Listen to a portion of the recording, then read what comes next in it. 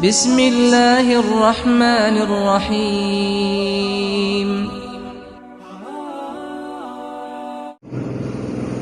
أعوذ بالله من الشيطان الرجيم من همزه ونفخه ونفثه. بسم الله الرحمن الرحيم. إن الذين يكفرون بالله ورسله يريدون أن يفرقوا بين الله ورسله ويقولون نؤمن ببعض ونكفر ببعض. وقال النبي صلى الله عليه وسلم تركت فيكم أمرين لن تضلوا ما تمسكتم بهما كتاب الله وسنة نبيه. رب اشرح لي صدري ويسر لي أمري واحلل عقدة من لساني يفقهوا قولي. سبحانك لا علم لنا إلا ما علمتنا إنك أنت العليم الحكيم. اللہ احکم الحاکمین نے انسان کی رشد و ہدایت کے لیے جو آسمان سے وحی اتاری ہے امت مسلمہ کے لیے، وہ وحی دو چیزوں کی صورت میں ہمارے پاس موجود ہے۔ ایک اللہ رب العزت کی کلام ہے اور دوسری پیغمبر علیہ الصلاۃ والسلام کی وحی کے اوپر نازل ہونے والی احادیث ہیں۔ جس طرح قرآن مجید کے اوپر ایمان لانا، اس کے اوپر عمل کرنا، اسی کو ہی اپنے لیے ہدایت کا مرکز سمجھنا، یہ انتہائی ضروری ہے۔ اس کے بغیر بندے کا ایمان بالکل نہیں۔ اسی طرح احادیث مصطفیٰ صلی اللہ علیہ وسلم جو صحیح احادیث ہیں، پیغمبر علیہ السلام آپ کی زبان نبوت سے نکلی یا آپ نے کوئی عمل کر کے دکھایا ہے، یا وہ عمل جو آپ کے سامنے کیا گیا ہے لیکن آپ نے اس کے اوپر کوئی منع نہیں کیا، یعنی تقریری حدیث کی تمام قسمیں ایک مومن اور مسلمان کے لیے حجت ہے۔ اور جس طرح اللہ رب العزت نے قرآن مجید کی حفاظت کا ذمہ لیا ہے، اسی طرح حدیث مصطفیٰ صلی اللہ علیہ وسلم اس کی حفاظت بھی اللہ رب العزت کے ذمہ ہے۔ پیغمبر علیہ السلام کے منہ سے نکلا ہوا ایک ایک بول، آپ صلی اللہ علیہ وسلم کی ایک ایک حدیث اسی طرح محفوظ ہے جس طرح رسول اللہ صلی اللہ علیہ وسلم کے زمانے کے اندر محفوظ تھے۔ اس کی نشاندہی اللہ رب العزت کا قرآن کرتا ہے کہ حدیث کس قدر ضروری ہے۔ فرمایا وَمَا آتَاكُمُ الرَّسُولُ فَخُذُوهُ، اللہ کا قرآن کہتا ہے کہ جو پیغمبر تمہیں دے دیں اس کو تم لے لو، وَمَا نَهَاكُمْ، اور جس سے تمہیں اللہ کے پیغمبر علیہ السلام منع کر دیں، فَانْتَهُوا، پھر تم اس سے بچ جاؤ۔ عبداللہ بن مسعود رضی اللہ تعالی عنہ ایک دفعہ انہوں نے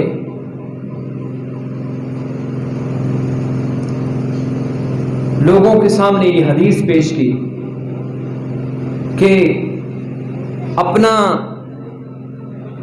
جسم گدوانے والے، ان کے اوپر چہرے کے بال اکھاڑنے والی، ان کے اوپر اللہ کے رسول علیہ السلام نے لعنت کی۔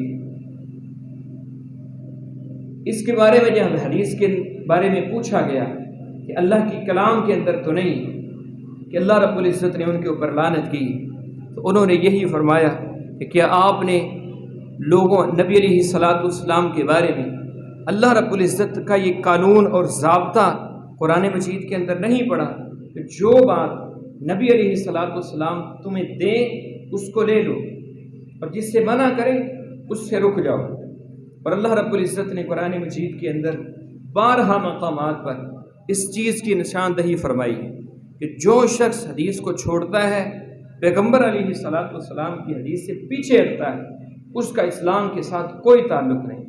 فَلْيَحْذَرِ الَّذِينَ يُخَالِفُونَ عَنْ أَمْرِهِ، جو آپ کے امر کی مخالفت کرتے ہیں، آپ کی حدیث کی مخالفت کرتے ہیں، اس کے اوپر ایمان نہیں لاتے، فرمایا ان تصیبہم فتنۃ او یصیبہم عذاب علیم، ان کو اس بات سے ڈرنا چاہیے کہ کہ اللہ رب العزت ان کے اوپر کوئی مصیبت نہ نازل کر دے،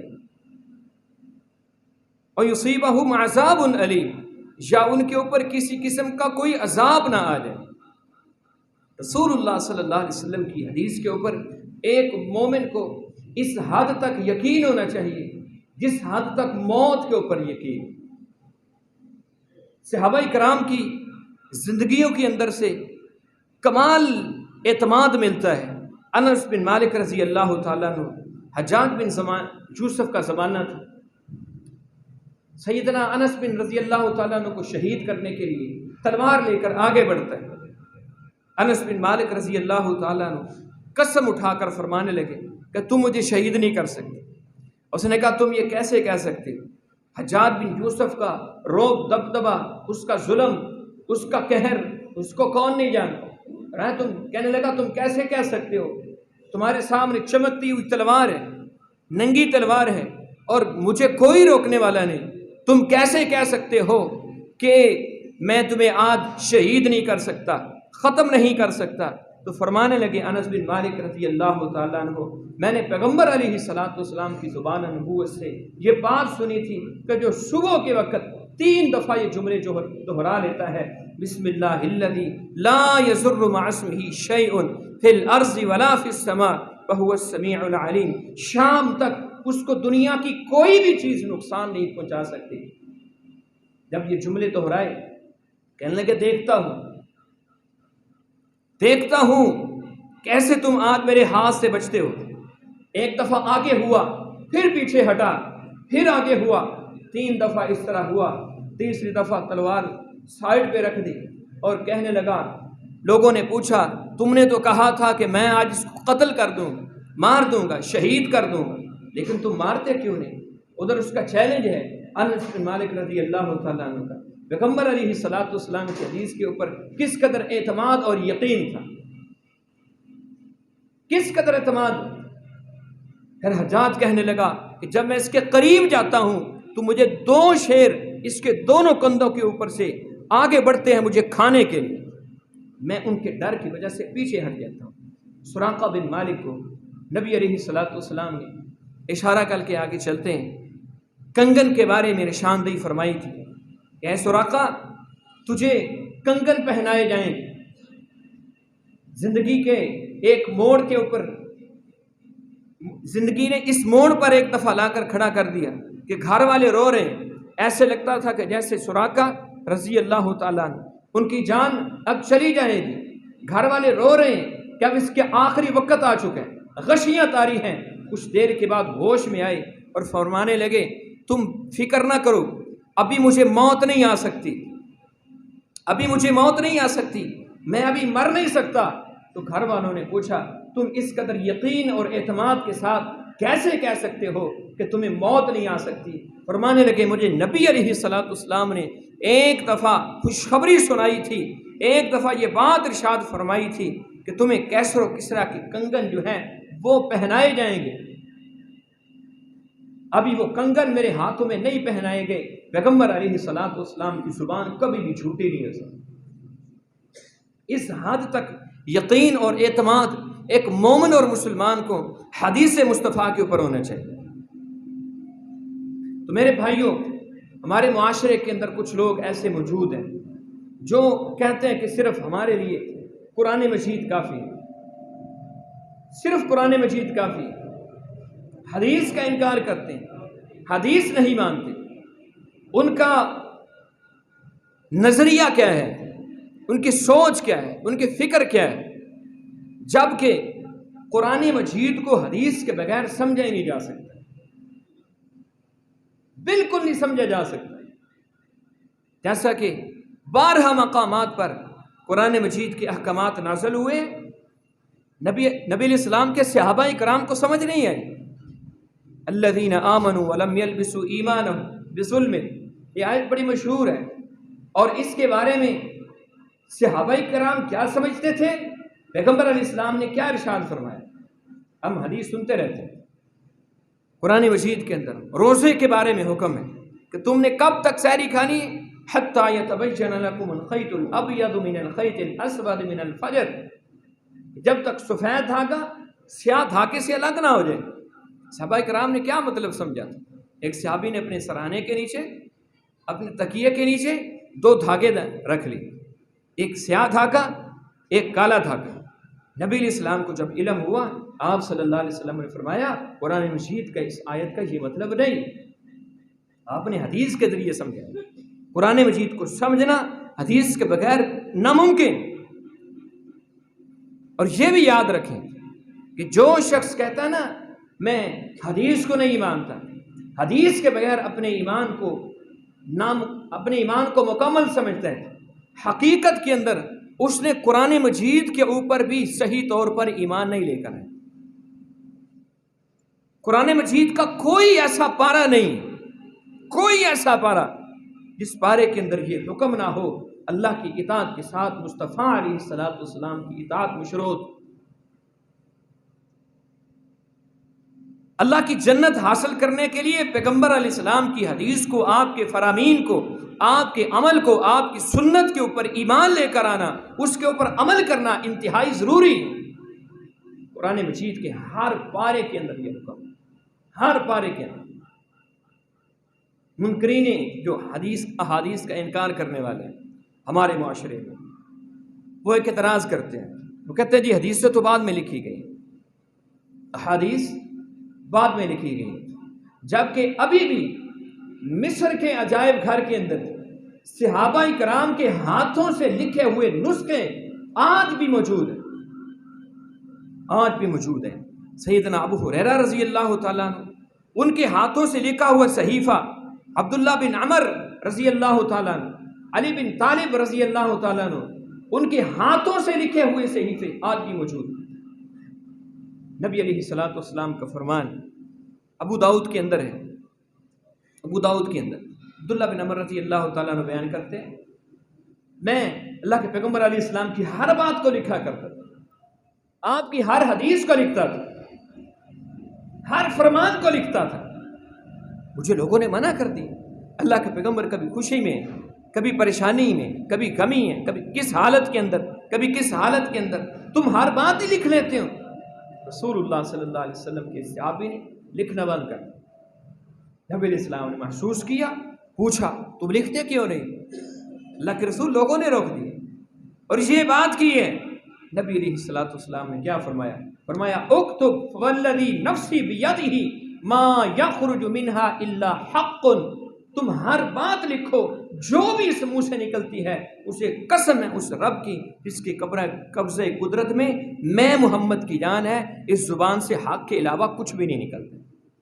یہ خوشیوں میں بولے، یہ غمیوں میں بولے، یہ پریشانیوں میں بولے، یہ جس حالت میں مرضی بولے، اس زبان سے حق کے علاوہ کچھ نہیں نکلتا۔ اور فرمایا لکھو۔ عبداللہ بن عمر رضی اللہ تعالیٰ عنہ انہوں نے لکھا۔ انس بن مالک رضی اللہ تعالیٰ عنہ کے شاگرد بیان کرتے ہیں تاریخ الکبیر کے اندر کہ جب کبھی ہم انس بن مالک رضی اللہ تعالیٰ عنہ سے یہ مطالبہ کرتے کہ آپ ہمیں اور حدیثیں لکھوائیں، زیادہ حدیثیں لکھوائیں، پھر وہ اپنا رجسٹر ہمیں دے دیتے، اپنے ہاتھوں سے لکھا ہوا، اور کیا کہتا ہے؟ ہذہ احادیث کتبتها عن النبی صلی اللہ علیہ وسلم، یہ وہ احادیث ہیں جو میں نے خود نبی علیہ الصلوۃ والسلام سے لکھی۔ اللہ رب العزت کے پیغمبر علیہ السلام کے زمانے کے اندر صحابہ کرام نے احادیث کو لکھا۔ عقبہ بن عامر رضی اللہ تعالیٰ عنہ بیان کرتے ہیں، عقبہ بن عامر تابعی، وہ کہتے ہیں وضع عندنا، ہمارے پاس جو ورثہ چھوڑا ہے نا کتابوں کا، کس نے؟ عبداللہ بن عباس رضی اللہ تعالیٰ عنہ، کتابوں کا ورثہ طبقات ابن سعد کے اندر وہ کتنا تھا؟ ایک اونٹ کے اوپر جتنا سامان لادا جا سکتا ہے نا اتنی صرف کتابیں تھیں عبداللہ بن عباس رضی اللہ تعالیٰ عنہ کے ہاتھوں سے لکھی ہوئی، جن کتابوں کے اندر انہوں نے حدیث مصطفیٰ کو محفوظ کیا۔ یہ وہ صحابی ہیں جنہوں نے کتابت کی ہے رسول اللہ صلی اللہ علیہ وسلم کی احادیث کی۔ پھر صحابہ کرام نے کس طرح محفوظ کی ہے، کس طرح ان کی حفاظتیں کی ہیں کہ ابو ہریرہ رضی اللہ تعالیٰ عنہ جیسا شخص حدیث سنتا ہے بھول جاتا ہے، نبی علیہ السلام سے شکایت اللہ کے رسول میں حدیث کو بھول جاتا ہوں، میں پریشان ہوں، مجھے پریشانی ہے۔ نبی علیہ الصلوۃ والسلام نے اپنی چادر بچھائی، اس کے اوپر کچھ اس طرح چلو بھرے اور ابو ہریرہ نے اپنے اوپر لپیٹ لی، اور اس کے بعد اس قدر حافظہ مضبوط ہوا، مروان بن عبد الملک کے زمانے کے اندر کہنے لگا ابو ہریرہ بڑی حدیثیں بیان کرتا ہے، آج چیک کرتے ہیں یہ حدیثیں صحیح بھی بیان کرتا ہے یا اپنی طرف سے بیان کرتا ہے، اور اس نے مجلس لگائی، کچھ لوگوں کو چھپا کر بیٹھا دیا، 100 حدیثیں بیان کی سیدنا ابو ہریرہ رضی اللہ تعالیٰ نے۔ مجلس برخاست ہو گئی، اگلے سال پھر مجلس لگی، اور حاکم وقت نے کیا کہا، یہ بڑا عجیب معاملہ ہے، بغیر کسی تیاری کے، کوئی تیاری نہیں ہے، کوئی یاد کرنے کا موقع نہیں دیا گیا۔ اگلے سال پھر مجلس لگی، کیا کہنے لگا حاکم وقت، کہنے لگا ابو ہریرہ 100 حدیثیں، وہی 100 حدیثیں جو پچھلے سال بیان کی تھی، وہی 100 حدیثیں اسی ترتیب کے ساتھ دوبارہ بیان کی، 100 حدیثیں، ترتیب بھی وہی۔ حدیث کا اتنا بڑا عالم، اتنا مضبوط حافظہ رکھنے والا سیدنا ابو ہریرہ رضی اللہ تعالیٰ عنہ نے وہ احادیث دوبارہ بیان کی، اور اسی طرح اسی ترتیب کے ساتھ بیان کی، اور کوئی ایک غلطی بھی نہیں نکال سکے۔ پیغمبر علیہ الصلوۃ والسلام کے زمانے کے اندر صحابہ کرام نے اس طرح حدیث کو محفوظ کیے، اس طرح حدیث کی حفاظتیں کی، اور یہ آج کے زمانے کی بات نہیں،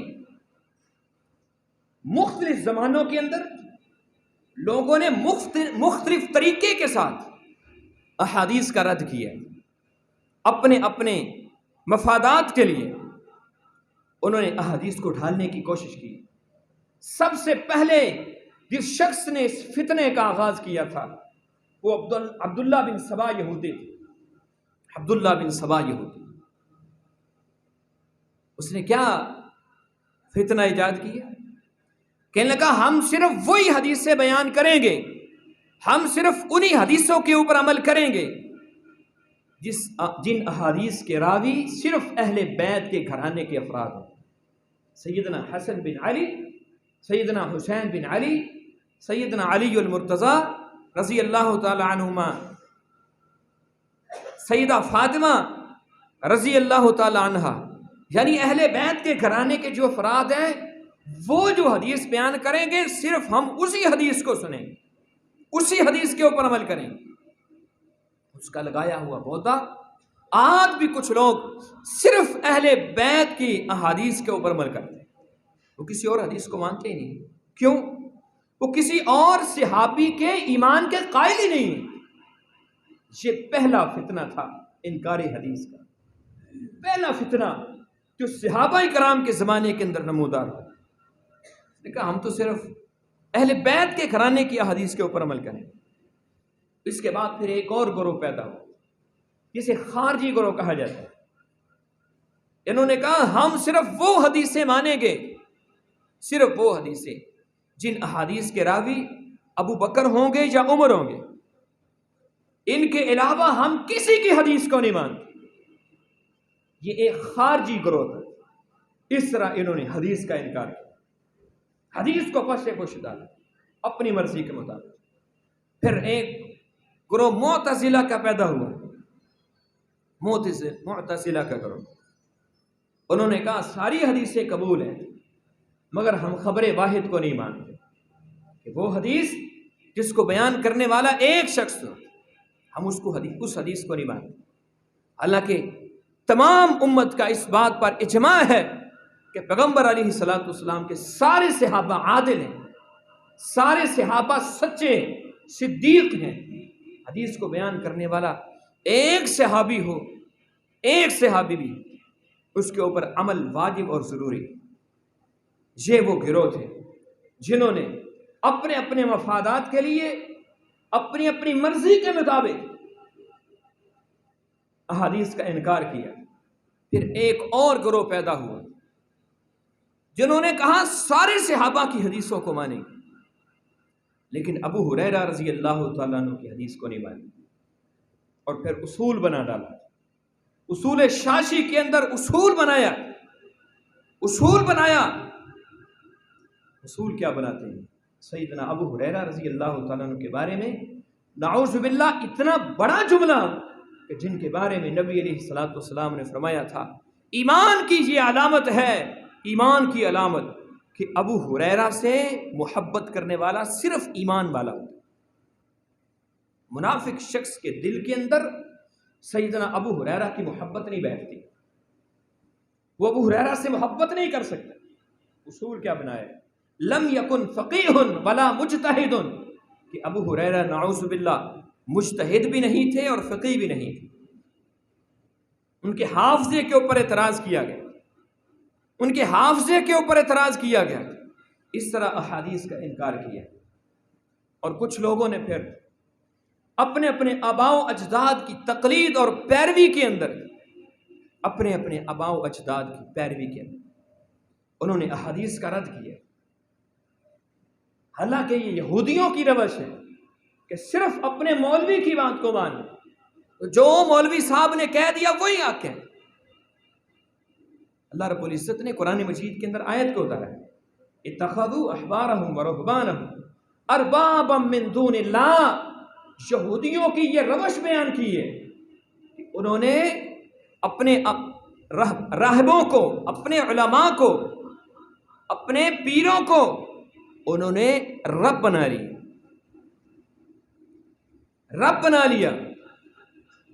ان کا رب بنانا کیا تھا؟ اما انہم لم یکونوا یعبدونہ، وہ ان کی عبادت نہیں کرتے تھے، ان کے سامنے سجدے نہیں کرتے تھے، ان کے سامنے رکوع نہیں کرتے تھے. ولکنہم کانوا اذا احلوا لهم شیئا، جب وہ کسی چیز کو حلال کر دیتے تھے نا پھر وہ اس کو حلال سمجھتے تھے.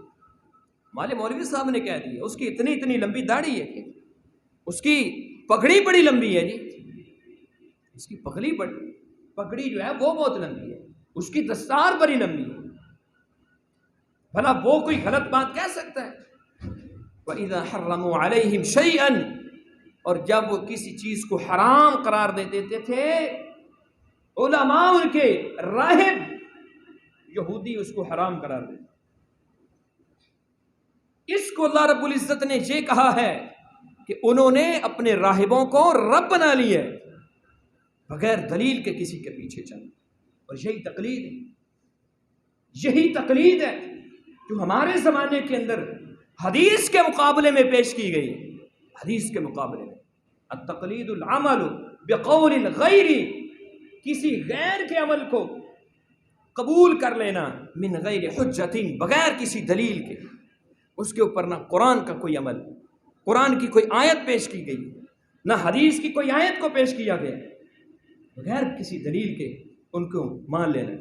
حالانکہ امام ابو حنیفہ رحمہ اللہ خود فرما گئے اپنی زندگی کے اندر، لا یحل لأحد ان یأخذ یقولنا، کسی شخص کے لیے جائز نہیں ہے کہ وہ ہماری کسی بات کو قبول کرے، کسی بات کو مانے، ما لم یعلم من این اخذناہ، جبکہ وہ یہ نہیں جانتا کہ ہم نے اس مسئلے کو کہاں سے اخذ کیا ہے، ہم نے اس مسئلے کو کہاں سے لیا ہے، کہاں سے لیا ہم نے. حرام علی من لم یعرف دلیلی، حرام ہے ہر اس شخص کے اوپر ہماری دلیل، حرام ہے اس کے اوپر جو ہماری کلام کے ساتھ فتویٰ دیتا ہے لیکن وہ ہماری دلیل کو نہیں جانتا. ہم نے مسئلہ کہاں سے اخذ کیا؟ میرے بھائیوں یہی دعوت ہماری، یہی تو ہم گلی گلی نگر نگر آپ کو کہتے پھرتے ہیں کہ لوگوں عمل کے لیے، ہدایت کے لیے دو چیزیں، اللہ کے رسول علیہ السلام کی حدیثیں اور قرآن مجید کی آیات. قرآن مجید کی آیات. امام صاحب یہ بات کہہ کر وہ بری الذمہ ہو گئے کہ میری تقلید نہ کرنا، میرے پیچھے نہ چلنا، میری کسی بھی بات کو بغیر دلیل کے تم نے نہیں مانی. ہم اپنے بھائیوں سے سوال کرتے ہیں، امام ابو حنیفہ اپنی زندگی کے آخری ایام کے اندر اپنی زندگی کے آخری ایام کے اندر، اپنی زندگی میں 3 دن اپنی وفات سے پہلے، ہدایہ کے اندر یہ بات موجود ہے، اپنی زندگی کے اندر اپنی وفات سے 3 دن پہلے انہوں نے اپنے فتوے سے رجوع کیا۔ فتویٰ کیا تھا؟ وہ جرابوں کے اوپر مسح کے قائل نہیں تھے۔ اپنی زندگی سے 3 دن پہلے وہ انہوں نے فتوے سے رجوع کیا ہے، اور آخری عمر کے اندر انہوں نے اس بات کا فتویٰ دیا ہے کہ جرابوں کے اوپر مسح جائے۔ ہمارے وہ بھائی جو بغیر دلیل کے ان کی تقلید کرتے ہیں، ان کے پیچھے چلتے ہیں، ان کے پاس کیا دلیل ہے؟ انہیں کی کتابوں کے اندر موجود ہے کہ خون نکلنے سے وضو ٹوٹ جاتا ہے، جبکہ پیغمبر علیہ الصلوۃ والسلام کی بیسیوں احادیث اس بات کی دلیل ہیں کہ جنگیں ہو رہی ہیں، میدان جہاد کے اندر ہیں، میدان جہاد کے اندر لڑ رہے ہیں میدان جہاد کے اندر، خون نکل رہے ہیں اور نمازیں بھی پڑھ رہے ہیں۔ صحابی کا واقعہ نہیں سنا؟ نبی علیہ الصلوۃ والسلام نے پہرے پہ کھڑا کیا، انہوں نے سوچا فارغ جو بیٹھنا ہے، چلو نماز پڑھ لیتے ہیں، نوافل ادا کر دیتے ہیں۔ وہ نوافل شروع کر دیے، نماز شروع کر دی، ادھر سے دشمن کا حملہ ہو گیا، وہ تیر چلا رہے ہیں، تیر، اور وہ پیوست ہو رہے ہیں ان کے جسم کے اندر، وہ نماز ادا کر رہے ہیں اور اس طرح تیر نکال کر پھینک رہے ہیں۔ جس بندے کو اتنے تیر لگے ہیں، کیا اس کے جسم سے کوئی خون نہیں نکلا؟ کس دلیل کے اوپر آپ کہتے ہیں کہ خون نکلنے سے وضو ٹوٹ جاتا ہے؟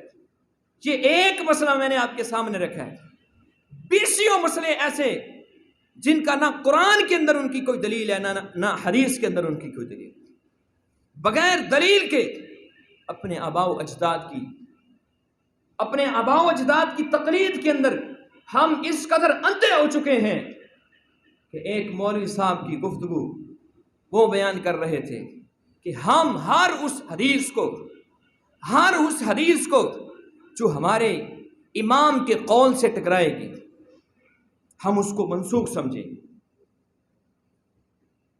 یہ کیا دین ہے، کیا ایمان ہے، کیا اسلام ہے؟ مومن کا رد عمل ایسا نہیں ہوتا ہے۔ مومن کیسا ہوتا ہے؟ عبداللہ بن عمر رضی اللہ تعالیٰ ان کا بیٹا بلال، اس نے ایک دفعہ سیدنا عبداللہ بن عمر رضی اللہ تعالیٰ عنہ فرمانے لگے، لا تمنعوا اماء اللہ المساجد، لوگوں کی بندیوں کو مسجدوں میں آنے سے نہ روکو۔ اس نے کہا ہم روکیں گے، فتنوں کا دور ہے۔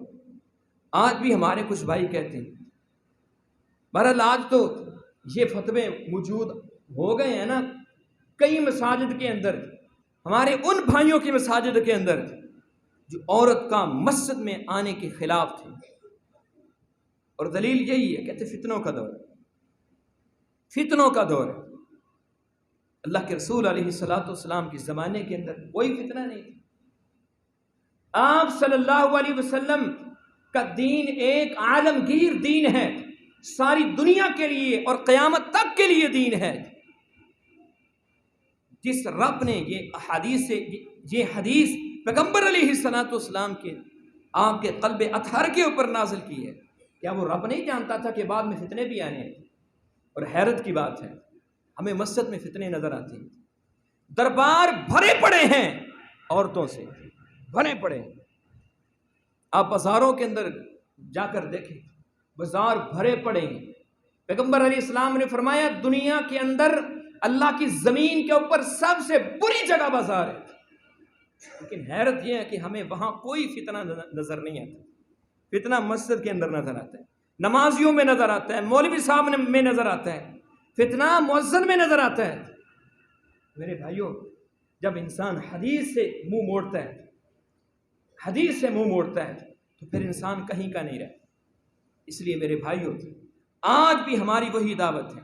امام ابو حنیفہ ہمارے سر کے تاج ہیں، امام مالک ہمارے سر کے تاج ہیں، امام احمد بن حنبل، امام شافعی، ایک ایک امام، وہ فقہ کا امام ہو، حدیث کا امام ہو، ان کے ساتھ محبت کرنا، ان کے ساتھ الفت رکھنا، ان کے ساتھ عقیدت رکھنا میرے ایمان کا حصہ ہے۔ ہمارے ایمان کا حصہ ہے، لیکن ہمارا مسلک کیا کہتا ہے، ہماری پکار کیا کہتی ہے؟ لوگوں، ہمیں گالیاں کس وجہ سے دیتے ہو؟ ہمیں گستاخ کس وجہ سے کہتے ہو؟ ہمیں کافر تک کس وجہ سے کہتے ہو؟ وجہ صرف ایک ہی ہے، ہم کہتے ہیں اللہ کو دیکھنا ہے، اللہ کو پہچاننا ہے، پیغمبر کو پہچاننا ہے، صحابہ کو پہچاننا ہے، ولیوں کو پہچاننا ہے، نماز کو پہچاننا ہے، روزے کو پہچاننا ہے، حج کو پہچاننا ہے، اپنی زندگی کے ایک ایک عمل کو اگر تم پہچاننا چاہتے ہو، ہم نے اس کو کیسے ماننا ہے، کیسے کرنا ہے، اس کو یا رب کے قرآن میں دیکھو یا پیغمبر علیہ السلام کی احادیث میں دیکھو۔ یہی ہماری دعوت ہے۔ اگر ایسا کہنا گستاخی ہے تو پھر ہمیں گستاخی مبارک ہو۔ ہم کہتے ہیں لوگوں، پیغمبر کو ویسے مانو جیسے اللہ کا قرآن کہتے ہیں، جیسے پیغمبر کی احادیث کہتی ہیں، ولیوں کو بھی ویسے مانو جیسے اللہ کا قرآن کہتا ہے، پیغمبر علیہ السلام کی احادیث کہتی ہیں۔ رسول اللہ صلی اللہ علیہ وسلم آپ نے کیا فرمایا؟ میں تمہیں ایسا دین دے کر جا رہا ہوں، لیلھا کنہاریھا، جس کی راتیں بھی دن کی طرح روشن، ایسا صاف ستھرا دین۔ کیا اس دین کے اندر نماز کا طریقہ نہیں بتایا گیا؟ کیا اس دین کے اندر صف بندی کا طریقہ نہیں بتایا گیا ہوگا؟ ہمیں کوئی دکھائے تو صحیح، ایک ایک فٹ کے فاصلے کے اوپر لوگ کھڑے ہوتے ہیں، یہ کیا صف بندی ہے؟ کیا صف بندی ہے؟ نبی علیہ الصلوۃ والسلام کی زمانے کی صف بندی، صحابہ کرام کی صف بندیاں قدم کے ساتھ قدم، کندھے کے ساتھ کندھا ملا کے کھڑے ہوتے تھے، چونا گچ دیوار کی طرح۔ ہمیں تو یہ احادیث ملی ہے، ہمیں کوئی حدیث دکھائے تو صحیح کہ یہ صف بندی ہم نے کہاں سے سیکھی۔ اور پھر ظلم کی بات یہ ہے، ظلم کی بات یہ ہے، ہم لوگوں حدیث کے ساتھ اس قدر محبت کرنے والے ہیں، پوری کائنات، پوری دنیا کے اندر آپ میرے مسلک کا کوئی ایسا ادارہ دکھا دیں کہ جس ادارے کی کسی ایک کلاس کے اندر بھی حدیث کی کتاب موجود نہ ہو، حدیث کی کتاب موجود نہ ہو۔ لوگوں نے عوام کو تو اندھیرے میں رکھنا تھا، انہوں نے اپنے علماء کو بھی اندھیرے میں رکھا ہوا ہے، علماء کو بھی اندھیرے میں رکھا ہوا ہے۔ کیسے اندھیرے میں رکھا ہوا ہے؟ 6-8 سال کا کورس ہے درس نظامی کا، اور ظلم کی بات یہ ہے، ظلم کی بات یہ ہے، اس میں 6 سال یہی پڑھایا جاتا ہے کہ حدیث کا جواب کیسے دینا ہے، فقہ پڑھائی گئی، اور 2 سال کے اندر حدیث کی ساری کتابیں پڑھائی گئی، ساری کتابیں، جبکہ صرف ایک کتاب ایسی ہے جس کے اوپر اگر 5 سال لگائے جائیں تو اس کا حق نہیں ادا ہوتا، اس کا حق نہیں ادا ہوتا۔ انور شاہ کشمیری دارالعلوم دیوبند کے شیخ الحدیث تھے، کہتے ہیں میں نے 15 سال بخاری پڑھائی ہے، 15 سال بخاری پڑھانے کے بعد میں نے سوچا اب تو مجھے بخاری حفظ ہو چکی ہو، اب میں بغیر مطالعے کے پڑھاؤں گا۔ لیکن پھر دل نے یہ فیصلہ دیا کہ چلو 1 سال اور مطالعہ کر لیں۔ کہتے ہیں 1 سال اور مطالعہ کرنے کے بعد میرے دماغ میں اللہ رب العزت نے ایسے مسائل ڈالے، ایسے مسائل جو پہلے 15 سالوں کے اندر مجھے سمجھ نہیں آئے تھے۔ ایک حدیث کی کتاب ایسی ہے، ایک حدیث کی کتاب فقاہت سے بھری ہوئی تھی، اور ہم اس طرح گزار رہے ہیں۔ اور قرآن کے ساتھ بھی ظلم کیا جاتا ہے، قرآن کے ساتھ بھی۔ جاؤ مدارس میں دیکھو، جاؤ مدارس میں عوام الناس کو بھی روکا جاتا ہے کہ قرآن مجید نہیں پڑھنا، 16 علوم چاہیے، 17 علوم چاہیے، 20 علوم چاہیے، اور جن طلباء کو پڑھایا جا رہا ہے ان کو بھی ڈائریکٹ، میں اپنی طرف سے نہیں بات کہہ رہا، جائیے، سر عام ہماری صدا ہے، میں ماں کے گھٹنے کے ساتھ لگ کے نہیں بیٹھا ہوں، مجمع میں کھڑا ہوں، ان سے پوچھئے مدارس کے اندر قرآن سے ڈائریکٹ تفسیر کیوں پڑھاتے ہیں، قرآن مجید کا ترجمہ کیوں نہیں پڑھاتے؟ کیوں نہیں پڑھاتے ترجمہ لوگ پڑھیں گے تو سمجھ آ جائے گی۔ اس لیے میرے بھائیوں، ہم یہ دعوت دیتے ہیں اقبال کے الفاظ میں کہ دستار کے ہر پیچ کی تحقیق ہے لازم. اقبال کہہ گیا تھا صاحب دستار جو ہے نا صرف اس کی دستار پر نہ جائیں، اس کو دیکھے بھی ہیں. ہر صاحب دستار ولی نہیں ہوتا. یہ اقبال کہہ گیا ہے ہر صاحب دستار ولی نہیں ہوتا. کائنات کے اندر صرف ایک ہی ہستی ایسی آئی ہے جس کی بات کو بغیر کسی دلیل کے، بغیر آنکھیں بند کر کے اس کی بات کے اوپر عمل کیا جا سکتا ہے، اور وہ ہستی محمد الرسول اللہ صلی اللہ علیہ وسلم کی. یہی ہماری دعوت ہے.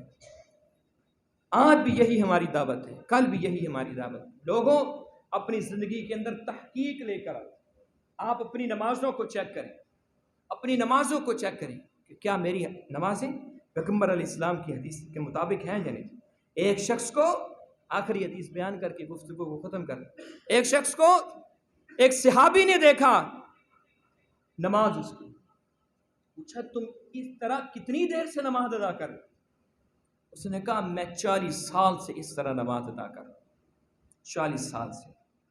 صحابی رسول کے الفاظ سنیے اور دیکھیے میں اور آپ کہاں کھڑے ہیں. انہوں نے کہا 40 سال سے اگر تم ایسی نمازیں ادا کر رہے ہو تو پھر تمہیں فکر کرنی چاہیے کہ تم نے ابھی تک ایک نماز بھی نہیں پڑھی. ایک نماز بھی نہیں پڑھی، ایک نماز بھی نہیں پڑھی. اس کے اندر کیا سقم تھا، کیا بیماری تھی، کیا وجہ تھی؟ نبی علیہ السلام فرما گئے صلو کما رأیتمونی اصلی، نماز اس طرح پڑھو جس طرح مجھے پڑھتے ہو دیکھا تم. اللہ کے پیغمبر علیہ السلام کی نماز کا ایک ایک جز، ایک حصہ حدیث کے اندر موجود ہے. ان کو کھولیے، حدیثیں خود کھولیے، خود پڑھیے، قرآن خود پڑھیے، ترجمہ احادیث خود پڑھیے. اللہ رب العزت مجھے اور آپ کو عمل کی توفیق عطا فرمائے. وما علینا الا البلاغ.